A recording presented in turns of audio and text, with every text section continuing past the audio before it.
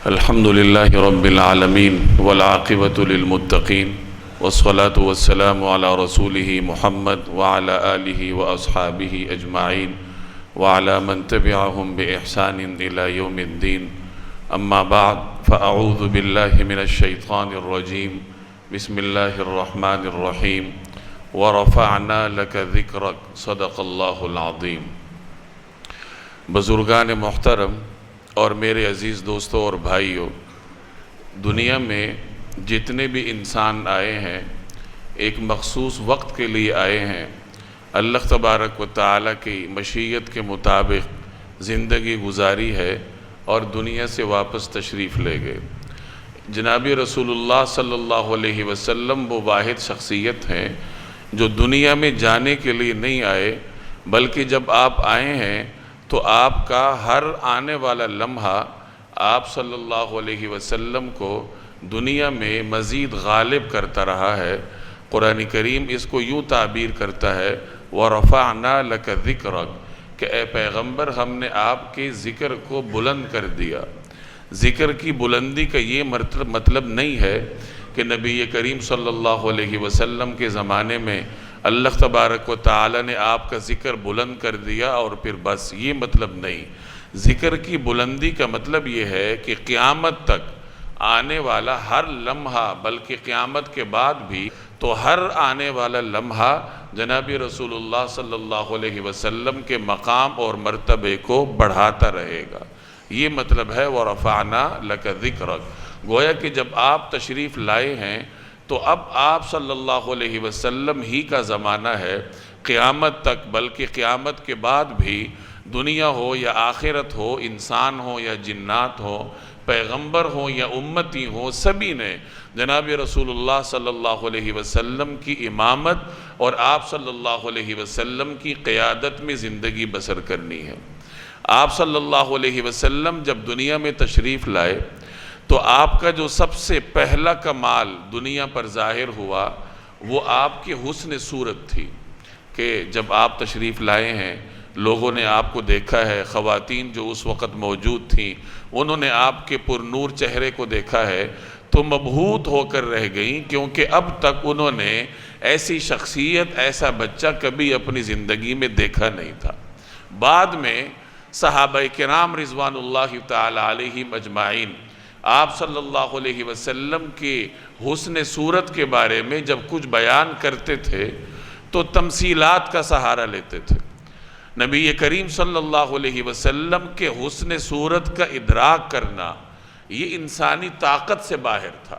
دو چیزیں آپ کے حسن کے بارے میں علماء میں مشہور ہیں، متفق علیہ ہیں. ایک تو یہ کہ اللہ تبارک و تعالی نے آپ صلی اللہ علیہ وسلم کا مکمل جمال دنیا میں ظاہر ہی نہیں فرمایا، کیونکہ اگر آپ کا مکمل جمال، آپ کی مکمل خوبصورتی دنیا میں ظاہر کر دی جاتی تو انسانی نگاہیں اس کی تاب نہ لا سکتی. یعنی یہ انسانی قوت سے باہر تھا کہ رسول اللہ صلی اللہ علیہ وسلم کے لیے اللہ نے جو ایک جمال مقرر کیا تھا وہ سارے کا سارا ظاہر کر دیا جاتا. تو ایک بات تو یہ ہے کہ آپ کا مکمل جمال اللہ تبارک و تعالی نے ظاہر ہی نہیں فرمایا.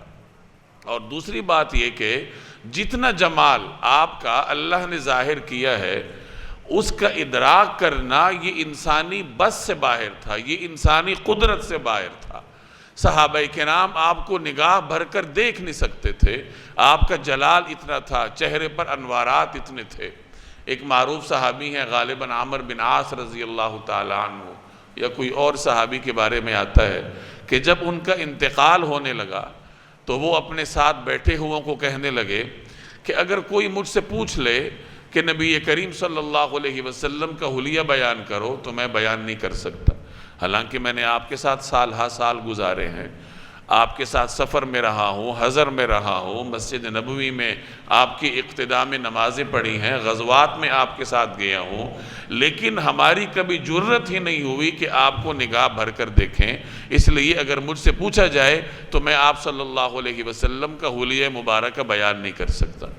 تو آپ کو نظر بھر کر دیکھنا یہ صحابہ کے قدرت سے باہر تھا. کچھ مخصوص صحابہ تھے جو نبی کریم صلی اللہ علیہ وسلم کی طرف نگاہ اٹھا کر دیکھتے تھے، جیسے سیدنا ابو بکر ہیں، سیدنا عمر ہیں، سیدنا علی ہیں، جو آپ کے قریبی مشیر تھے۔ اس کے علاوہ دیگر صحابہ میں یہ ہمت نہیں ہوتی تھی کہ نگاہ اٹھائیں اور رسول اللہ صلی اللہ علیہ وسلم کو دیکھیں۔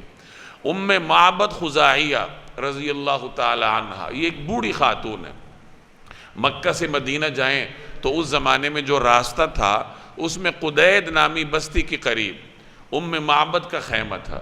یہ ایک بوڑھی خاتون تھی، غریب تھی، ایک قحط زدہ علاقے میں رہتی تھی، صحرا میں رہتی تھی۔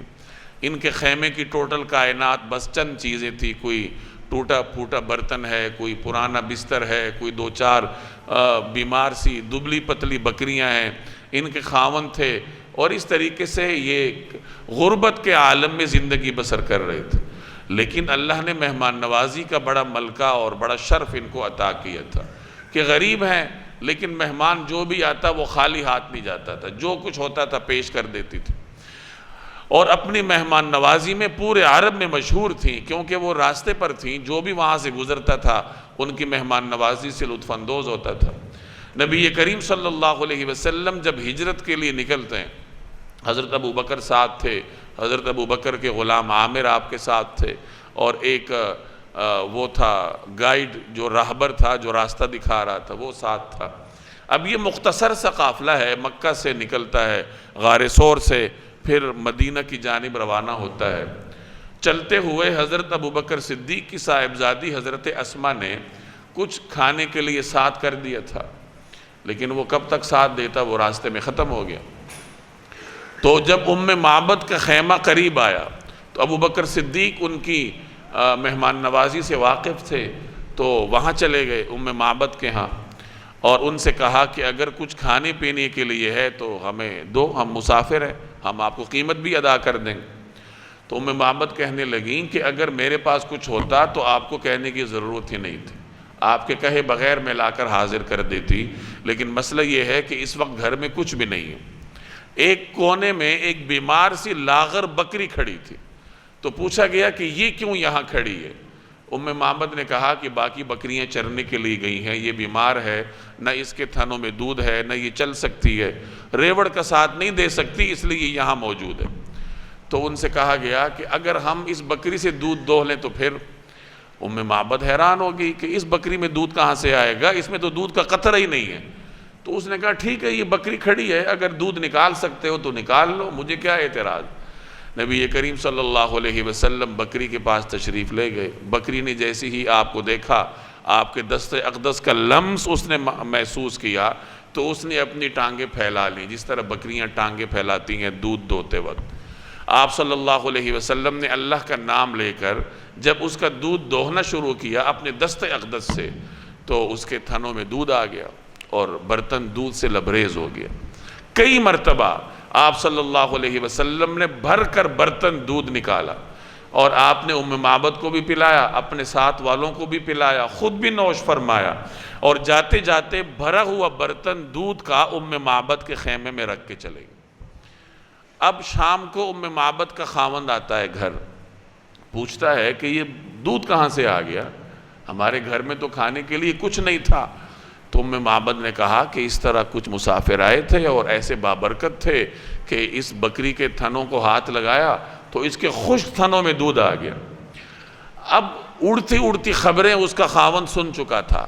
نبی کریم صلی اللہ علیہ وسلم جب مکہ میں دعوت دے رہے تھے تو 13 سال ہو چکے تھے دعوت دیتے ہوئے، طائف تک آپ تشریف لے گئے تھے، باہر قبائل میں آپ جایا کرتے، آپ میلوں میں جایا کرتے، عرب کے جو میلے تھے وہاں تشریف لے جاتے، پورے عرب کو دعوت دیتے تھے، تو عرب کے اطراف و اکناف میں لوگ سن چکے تھے کہ اس طریقے سے قریش میں ایک پیغمبر ہیں جو کہ لوگوں کو اللہ کی طرف بلاتے ہیں۔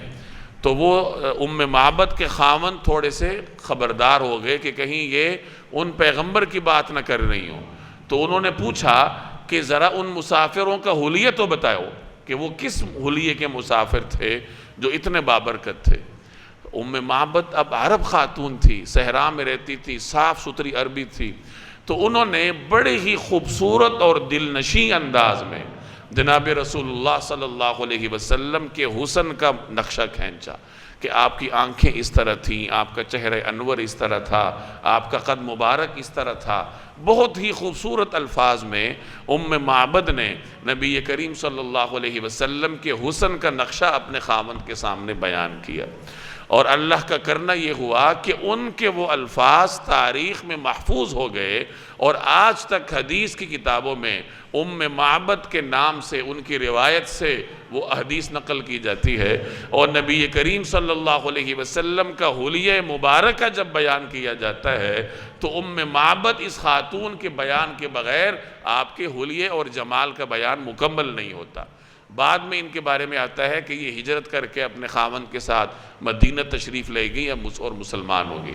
اب اندازہ لگائیں کہ ایک بوڑھی خاتون ہے جو صحرا میں رہتی ہے، اس کے پاس دولت نام کی چیز نہیں ہے، بس ایک ہی اس کے پاس متاع ہے، اور وہ ہے کہ مہمان نواز ہیں، اور اسی مہمان نوازی کی صفت کی وجہ سے نبی کریم صلی اللہ علیہ وسلم کی اس کے ساتھ ملاقات ہوتی ہے، اور آپ کے حسن کا وہ نقشہ کھینچتی ہے، اور آپ کے حسن کا نقشہ کھینچنے نے قیامت تک کے لیے معبد کو زندہ کر دیا۔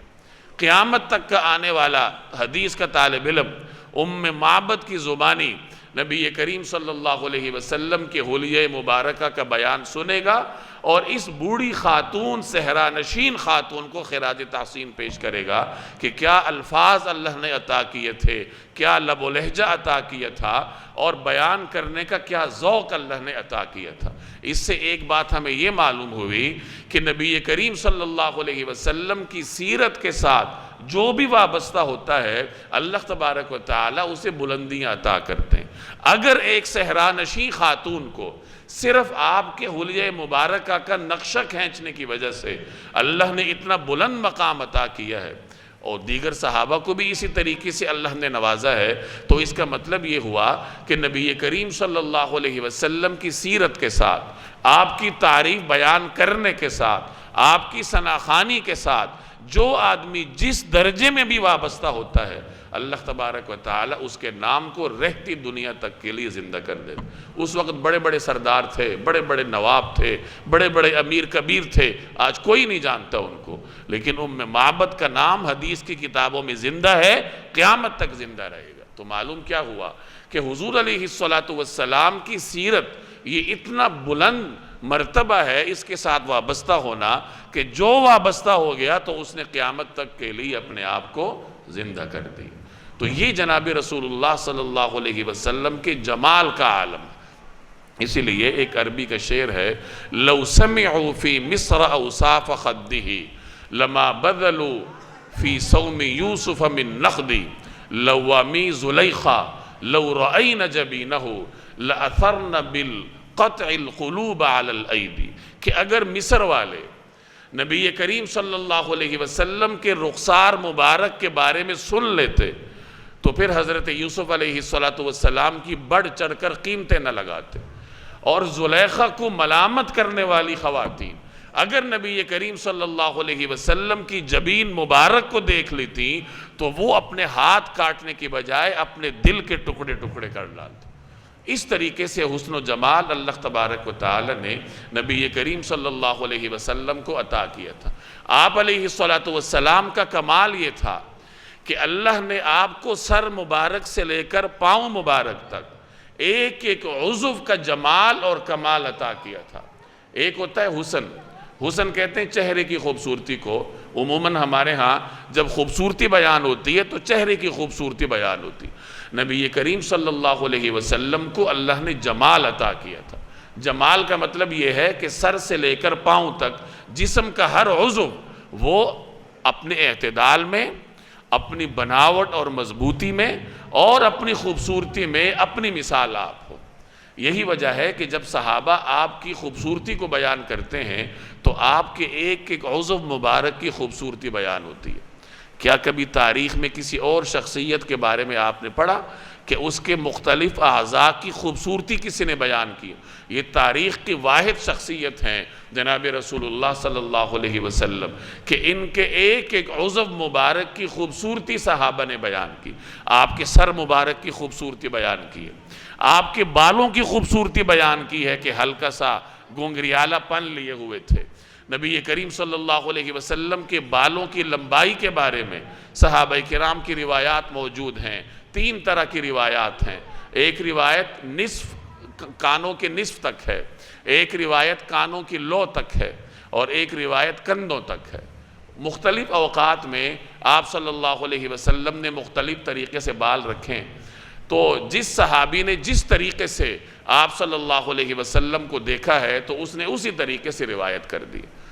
تو اس کا مطلب کیا ہوا کہ صحابہ کرام ہر وقت نبی کریم صلی اللہ علیہ وسلم کا بغور ملاحظہ کرتے رہتے تھے کہ آپ صلی اللہ علیہ وسلم کو اللہ نے بال کیسے عطا کیے ہیں، سر مبارک کیسا عطا کیا ہے، جبین مبارک کے بارے میں کہ کشادہ پیشانی تھی، ناک خمیدگی لیے ہوئے تھی، چہرے کے بارے میں آتا ہے کہ وہ چاند کی طرح تھا، تلوار کی طرح نہیں تھا، یعنی تلوار ذرا لمبی ہوتی ہے، تیزی لیے ہوتی ہے، تو اس طریقے سے جناب رسول اللہ صلی اللہ علیہ وسلم کا چہرہ مبارک نہیں تھا، بلکہ اللہ تبارک و تعالی نے ایک خوبصورتی آپ علیہ السلام کے چہرہ مبارکہ کو عطا کی ہوئی تھی۔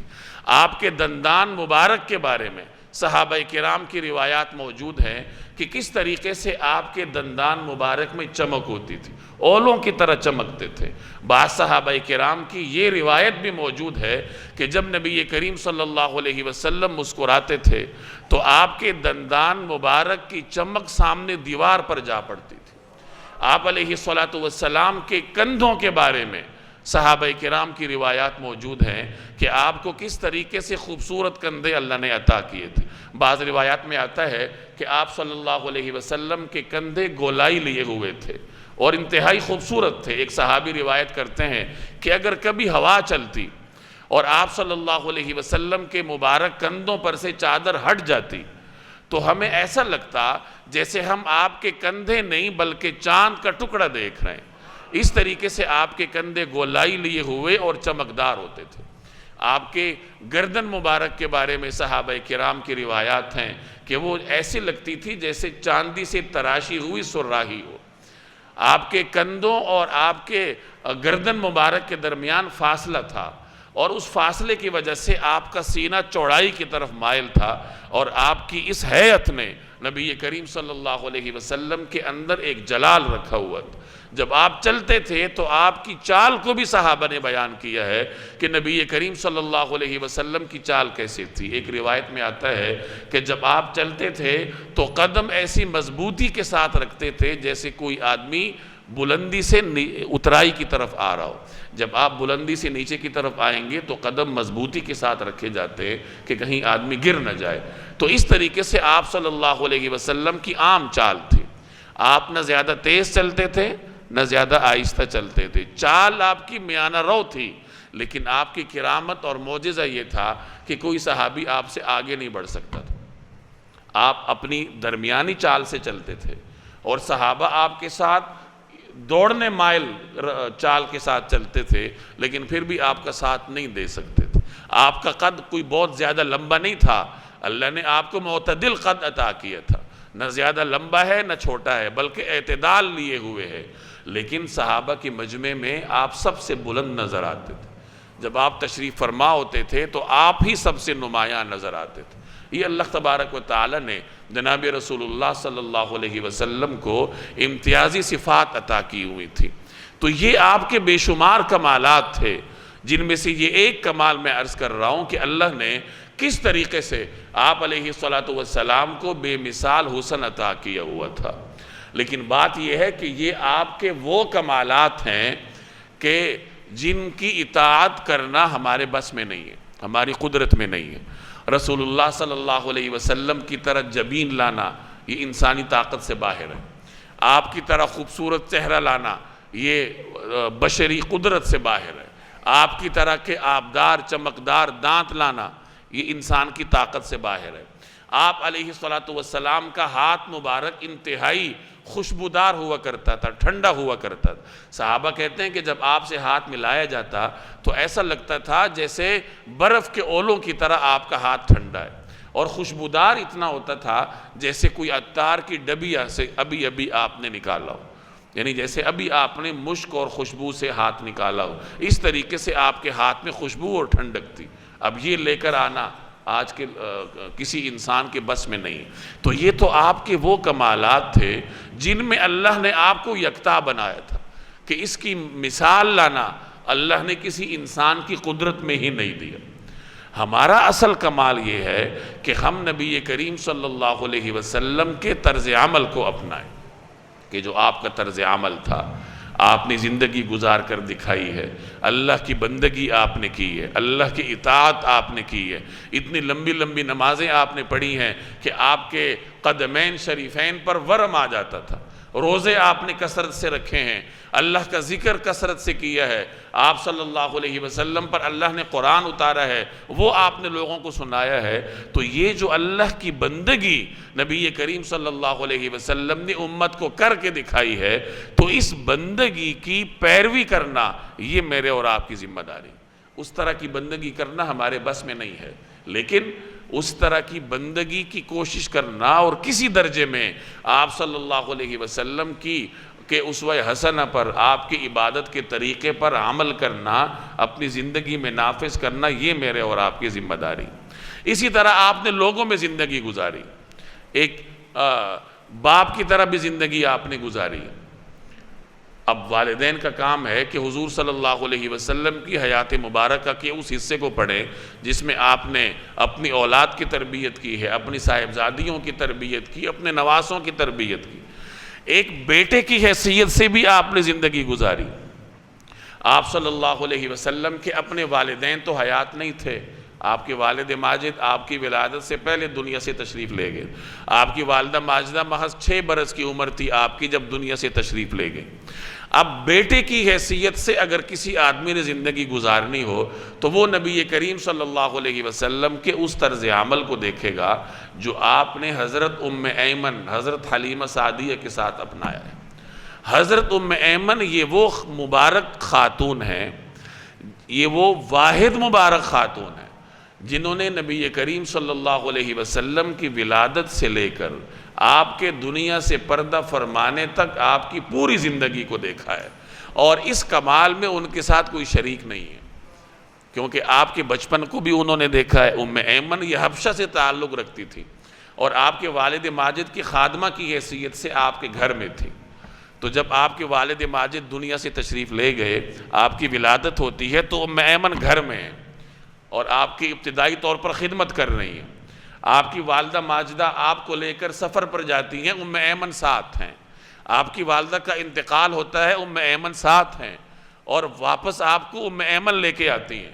حضرت عبد المطلب کی کفالت میں آپ جاتے ہیں تو گھر میں ام ایمن آپ کی خبرداری کرتی ہیں، وہ نگہداشت کرتی ہیں۔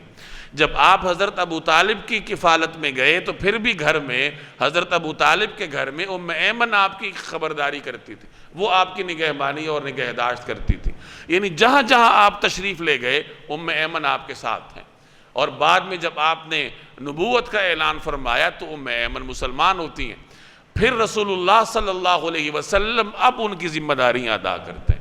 جیسے ایک بیٹا ہے نا، ماں اس کی پرورش کرتی بوڑھی ہو جاتی ہے، بیٹا جوان ہوتا ہے، اب بیٹا ماں کی نگہبانی کرتا ہے، خدمت کرتا ہے۔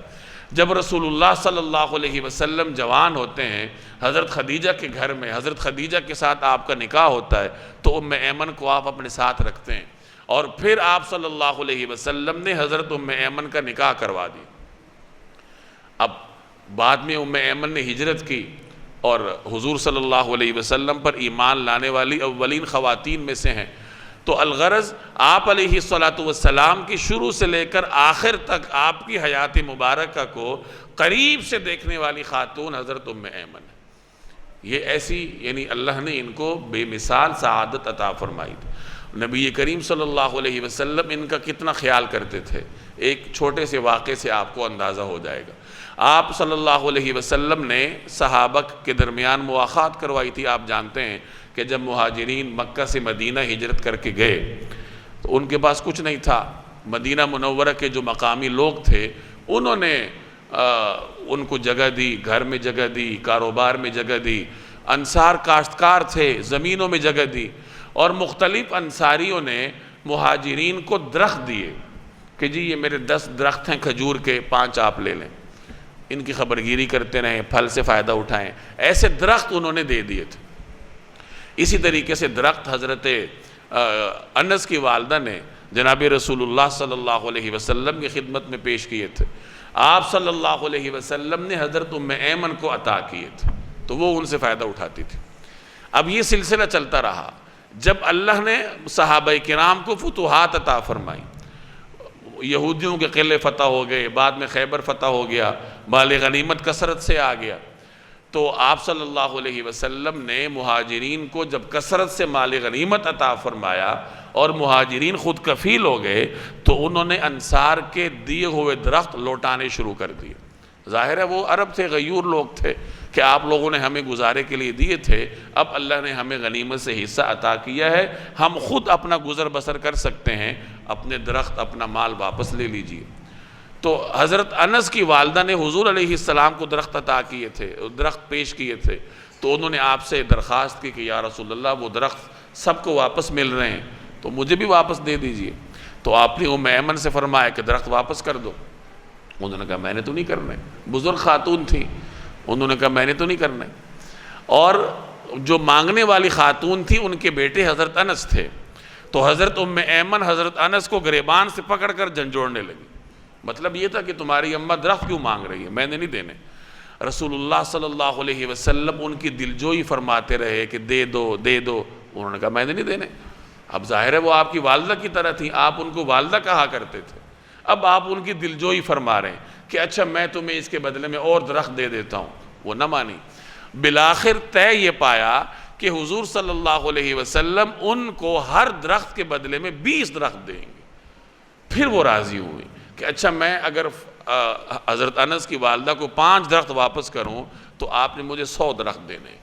آپ صلی اللہ علیہ وسلم نے ہر درخت کے بدلے میں ان کو 20 درخت عطا فرمائے، پھر وہ راضی ہوئی۔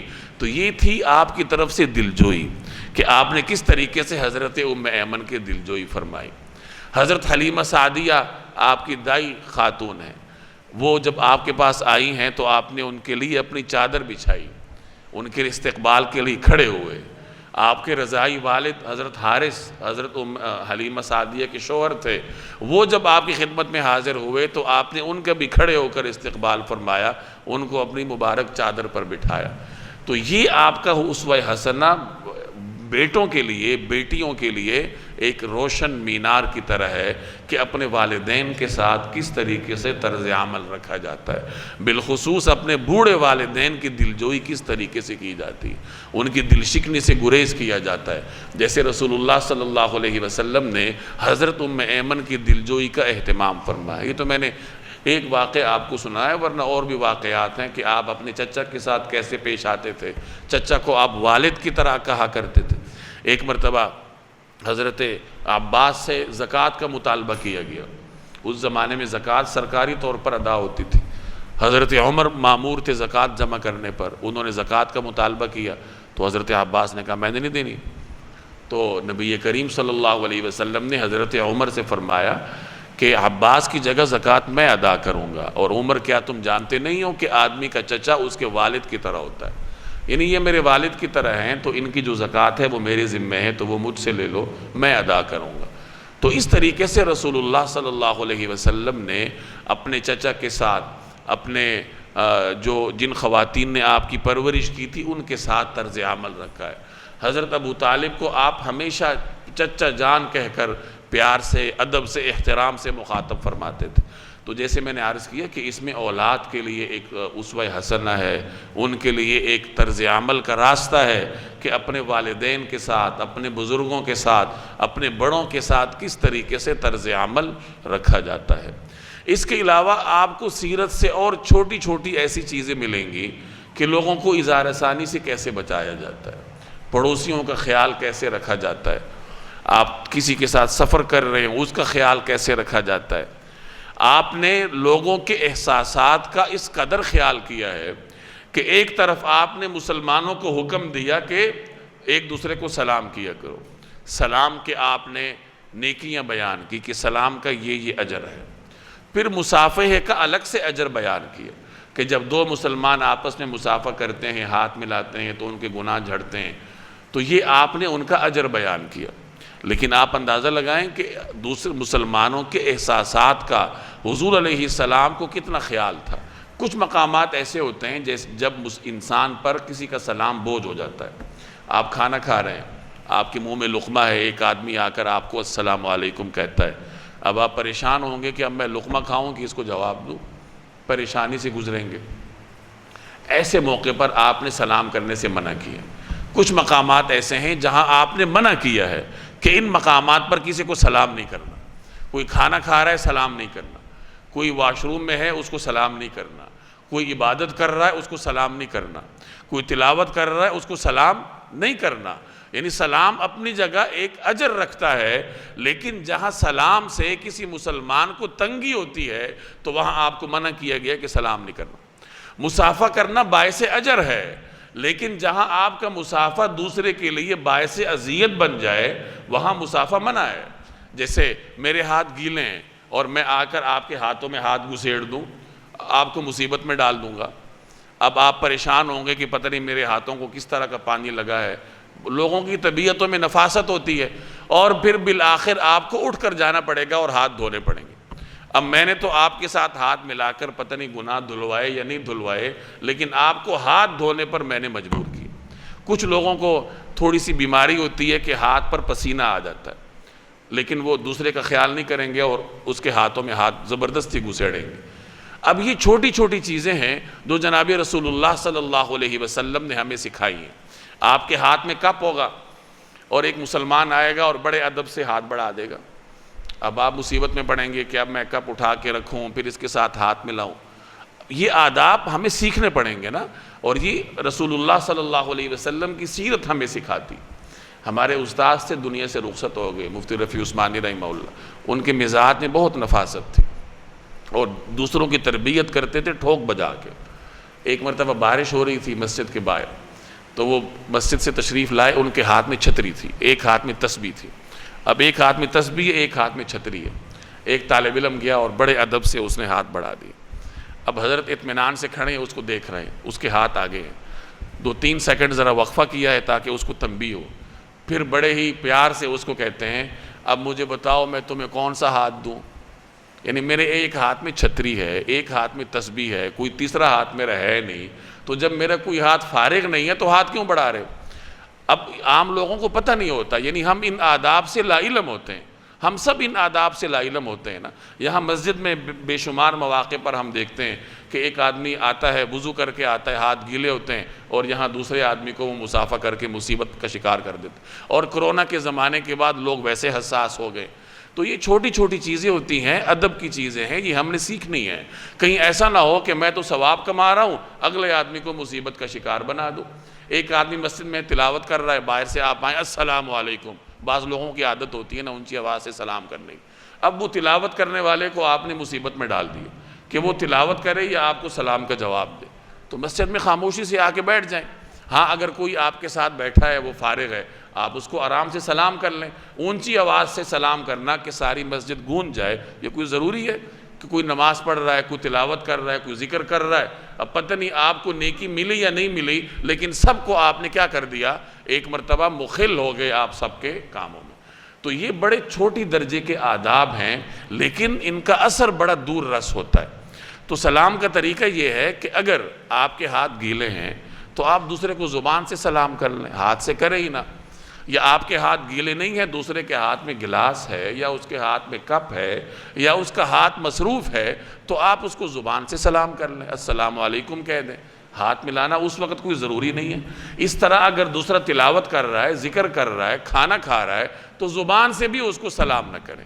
مجلس میں آپ داخل ہوئے ہیں، مجلس میں 10 لوگ بیٹھے ہیں، اگر کوئی اجتماعی بات ہو رہی ہے تو خاموشی سے ایک طرف آ کر بیٹھ جائیں، اور اگر اجتماعی بات نہیں ہو رہی تو پھر آپ مجلس میں ایک مرتبہ سلام کر لیں، تو وہ آپ کا سلام سب کے لیے کافی ہوگا۔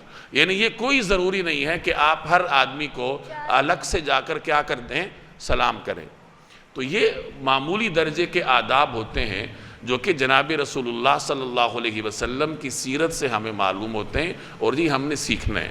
تو جیسے میں نے عرض کیا کہ آپ کا حسن صورت ہے، آپ کا جمال ہے، آپ کے معجزات ہیں، اللہ کے ساتھ آپ کا ایک تعلق ہے، آپ کا دنیاوی اخروی مقام ہے، یہ تو ہم برکت کے لیے ان کے تذکرے کرتے رہیں گے، برکت کے لیے، اجر کے لیے اور اپنے لیے سعادت سمجھتے ہوئے۔